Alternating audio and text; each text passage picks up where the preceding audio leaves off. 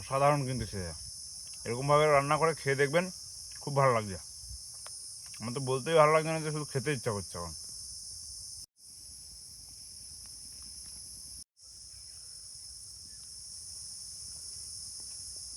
দারুণ হয়েছে কিন্তু আমাদের আজকে এগ বাম্বু রেসিপিটা, এগ বাম্বু ফ্রাই। যদি আপনাদের ভালো লেগে থাকে একটা লাইক করবেন এবং পাশে থাকবেন।